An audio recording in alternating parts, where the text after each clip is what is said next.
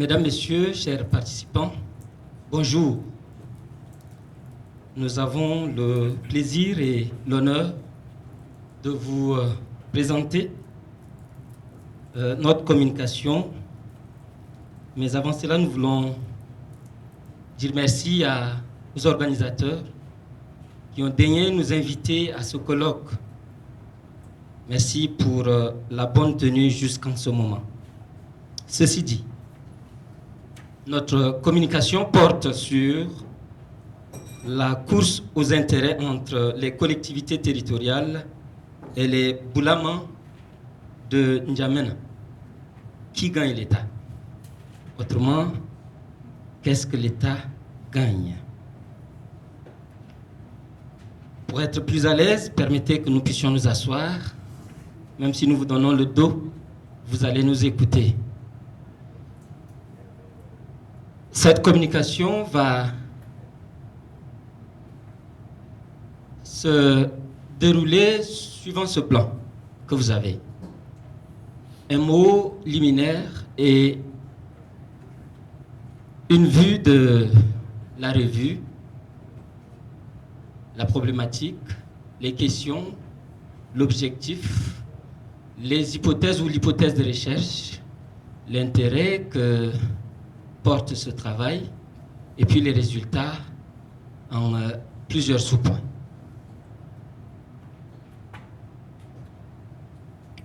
La ville de N'Djamena, comme vous voyez sur cette carte, est la ville la plus au nord du Cameroun. J'ai dit comme ça pour faire rire, parce que souvent confondu à l'extrême nord du Cameroun. En effet, c'est le fleuve que vous voyez qui sépare la ville de N'Djamena avec celle du Cameroun juste de l'autre côté. Sur la carte suivante,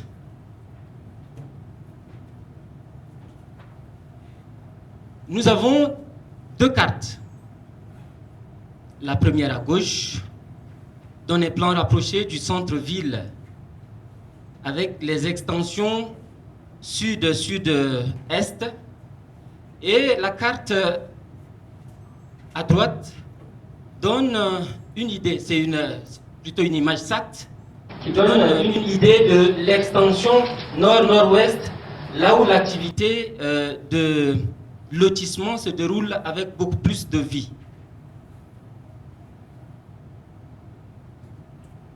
Ceci dit, en termes de littérature sur la décentralisation, la gestion foncière, les conflits de compétences entre les collectivités territoriales et surtout la chefferie traditionnelle en Afrique, il faut dire qu'il y a une littérature assez abondante traitée par nos dévanciers. Je voudrais surtout citer Oudenga, 2009, qui à son tour cite Richard et Erpikoum au sujet du foncier au Tchad. Il dit que l'accès à la terre est depuis des temps immémoriaux une question vitale pour toute société. Les groupes sociaux ont élaboré des règles écrites et non pour préciser l'usage, le partage et la transmission de ce bien précieux entre tous, car ce bien dit sacré est en même temps l'objet de toutes les contestations et conflits. Il donne le ton. Et pourtant, en Afrique subsaharienne, la gestion de la terre est d'abord l'affaire de nos chefferies dites traditionnelles. La situation confise des chefferies traditionnelles est aussi abordée par un autre auteur. Il s'agit d'Adovi, en 1999, qui parle du cas du Togo. Et il souligne beaucoup plus le côté obsolète des textes qui régissent cet aspect foncier. Et il soulève aussi la dualité entre les deux pouvoirs en ces termes assez forts. Il dit que le dilemme du pouvoir public moderne face aux défis de modernisation de l'appareil administratif est de répondre au développement à la base, en associant les intérêts locaux et l'intérêt général, c'est-à-dire national. les États africains, il faut souligner à travers les chefferies, nous nous rendons compte que les chefferies sont rabaissées au rang d'auxiliaires simplement. Leur autorité n'est qu'une autorité de second rang. Il faut souligner cela. Walgué, en 2006, décrit en des termes assez sévères l'agitation des boulamas.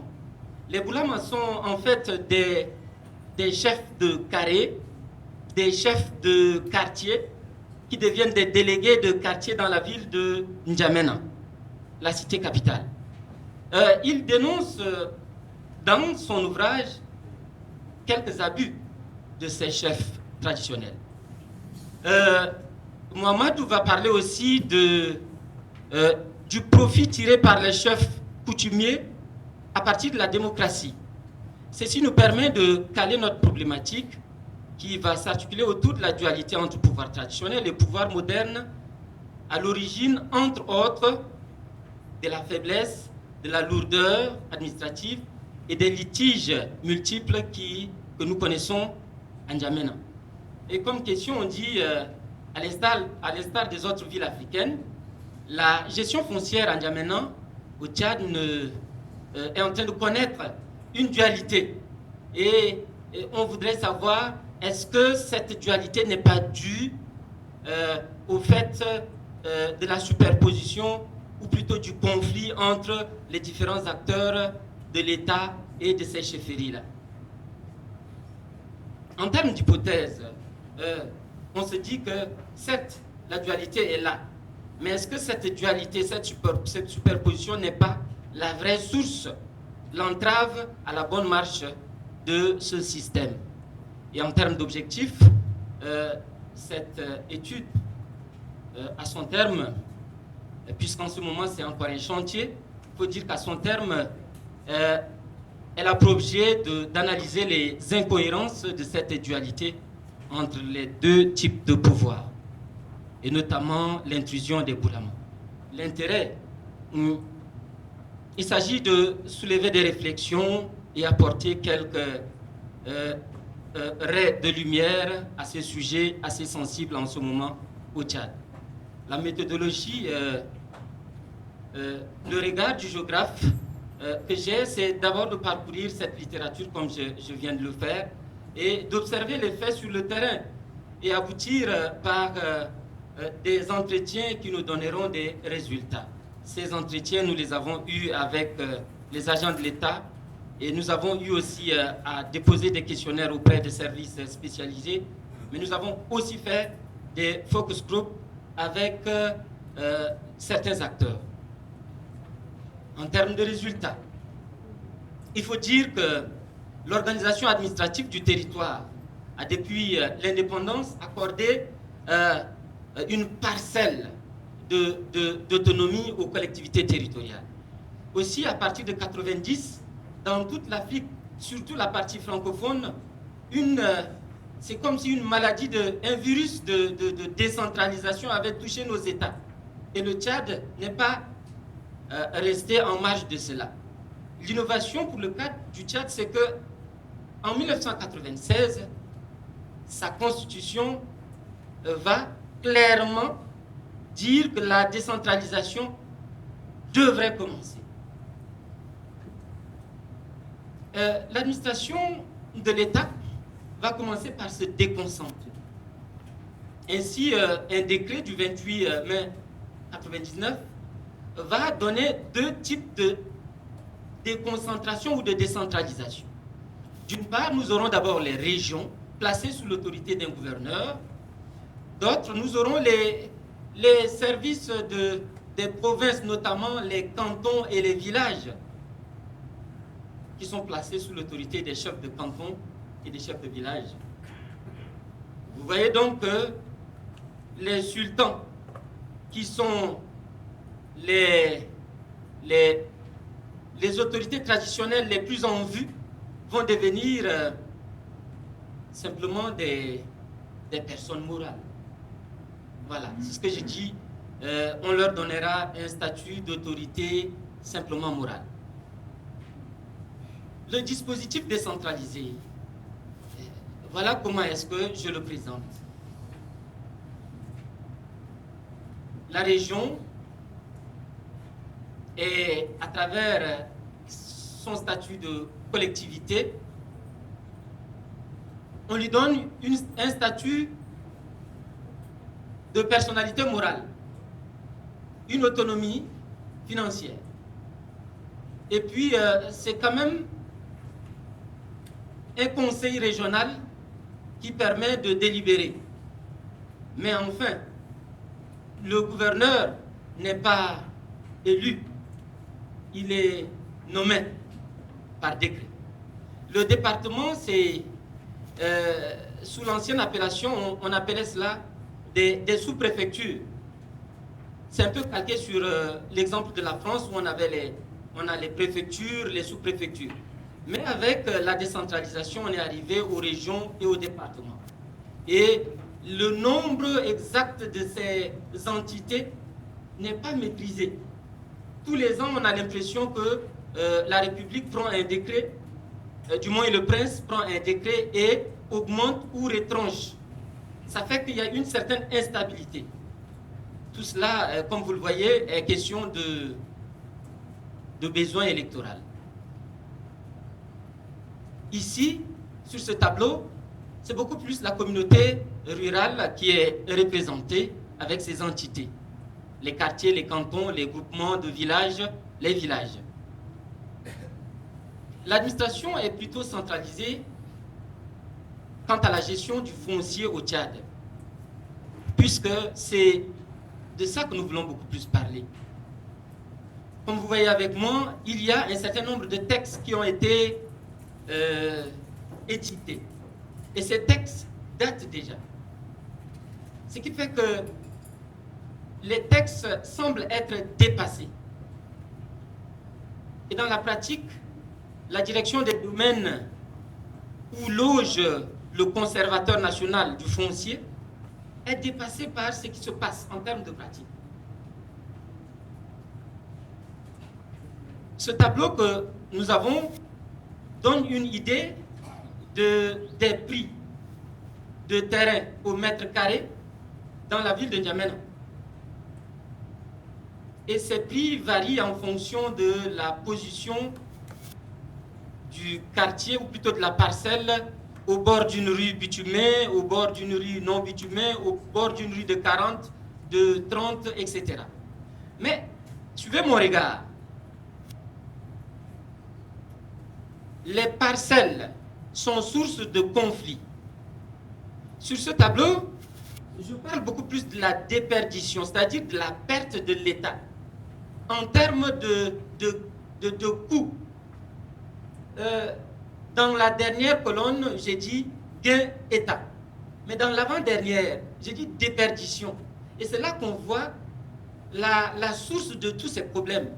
C'est que les Boulamas, qui sont ces chefs traditionnels, perçoivent un taux sur la valeur de chaque terrain vendu dans leur circonscription de responsabilité. Si nous prenons par exemple une parcelle de 450 mètres carrés qui se trouve sur une rue bitumée, ou plutôt au rivage d'une rue bitumée de 40 mètres, le Boulama gagne à lui seul 10% de la valeur du terrain. L'État ne reconnaît pas cela. C'est là le problème. L'État reconnaît au domaine 5% pour l'enrôlement du dossier. L'État reconnaît aussi à la commune, je voulais dire 5% à la commune et au domaine 3%. Mais le Boulama, le chef, s'arroge lui-même les 10% et par rapport à cette parcelle, on se rend compte que le Boulama a pratiquement, si vous me suivez, 450 000 francs sur un terrain qui coûte 4 500 000. C'est quand même énorme. Et l'État, quant à lui, perd 90 000 francs. C'est pourquoi j'ai mis moins 90 000. C'est donc une déperdition des gains de l'État, 100 que l'État ne sache. Mais tout cela a une source. une origine. C'est parce qu'il y a quand même un désordre, et c'est ce désordre qui va occasionner cette prise de pouvoir des Boulama. L'État a donc démissionné, c'est ce que je voulais dire. Le pouvoir des Boulama est arrivé par un concours de circonstances qui est donc favorable à partir des années 2000. L'État ne s'assumant pas, les opérations de lotissement devenant des théâtres de confrontation entre les usagers, qui sont floués, il faut le dire, par les agents de la municipalité, les agents des services de domaine et autres services déconcentrés de l'État, les usagers vont commencer par se poser des questions. Ainsi, l'État va mettre sur pied une commission paritaire pour inventorier avant tout, toute opération de lotissement, tout ce qui existe sur le terrain. Mais malheureusement, cette commission paritaire aura ses limites et montrera que l'État a un grand échec à travers les services cadastraux. Les usagers esselés, abandonnés, vont donc naturellement se tourner vers un partenaire opportuniste. Il s'agit donc de ces Boulama qui vont devenir pratiquement les premiers partenaires de toute personne qui voudrait se loger. Ainsi donc, l'occasion faisant le larron, comme dirait La Fontaine, les Boulama vont profiter des conflits de compétences entre les différents services spécialisés de l'État. Les pratiques peu orthodoxes des agents des services spécialisés de l'État qui prennent tout le temps de l'argent aux usagers. La mauvaise compréhension de la démocratie va faire aussi que les Boulama vont tirer le drap de leur côté, pensant qu'étant auxiliaires de la commune, ils sont membres de la commune à part entière et vont désormais s'arroger le titre d'opérateur foncier. Ainsi donc, cela va engendrer aussi la lenteur administrative, avec tout ce que cela comporte. De nos jours, quel est le rôle actuel des Boulama, de ces chefs coutumiers? En fait, par rapport à la cohabitation des deux modes de gestion, au niveau du premier arrondissement, nous avons interrogé les autorités et fait des focus group avec les différents acteurs. Il faut simplement dire que la gestion est conflictuelle. La superposition de ces différentes entités n'engendre que conflit, n'engendre que problème, surtout quand il y a déguerpissement. Le rôle positif des Boulama, il est où? En fait, les Boulama sont positifs quand ils jouent le rôle de guide, d'orientation, ou plutôt de vendeur, ou même de témoin pour la vente de terrain. Les Boulama sont aussi positifs dans le processus d'acquisition d'un terrain moderne. Quand vous avez un terrain moderne et que vous arrivez dans le quartier en question, vous vous adressez au Boulama qui vous conduit sur le terrain. C'est un rôle donc positif. Mais l'apport négatif, l'apport à décrier, c'est le fait de vendre un terrain à X personnes. C'est le fait, par exemple, de prendre position de façon arbitraire dans les litiges, dans les tracasseries foncières au niveau des juridictions. Ainsi donc, nous avons fait un tour au niveau de la justice de paix du premier arrondissement de N'Djamena et regardez un peu ce qui ressort de nos enquêtes du mois de janvier. Il y a une typologie de dossiers dans le registre du greffier. Les cas de bagarre, les problèmes de succession, les scènes de ménage, les accusations de sorcellerie, ça ne manque pas en Afrique. Les litiges fonciers, nous les mettons un peu à part. Et vous voyez donc les litiges fonciers sortent complètement du lot. Il y a 31 cas dans le mois sur 51 dossiers à traiter par cette juridiction.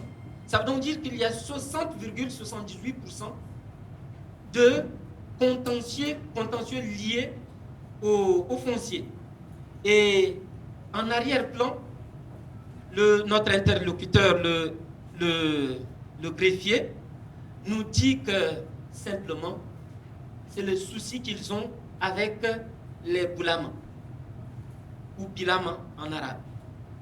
En conclusion, nous disons que d'une part, les services de cadastre sont en conflit pratiquement ouvert avec les autres services de l'État. D'autre part, les boulams qui sont les auxiliaires de l'administration municipale, je voulais dire des différentes mairies, des différents arrondissements, on dirait comme ça chez moi, n'ont fait que profiter. Mais simplement parce qu'ils ont été frustrés, abandonnés par l'État qui ne les a pas valorisés. C'est pourquoi il serait important, il est temps que l'État puisse redonner aux chefs, aux chefferies traditionnelles leur place, afin d'éviter de telles déperditions d'argent. Beaucoup d'argent que l'État perd, parce que cet argent se retrouve dans les poches de nos éminents boulams. Sur ce, je vous dis merci pour votre attention.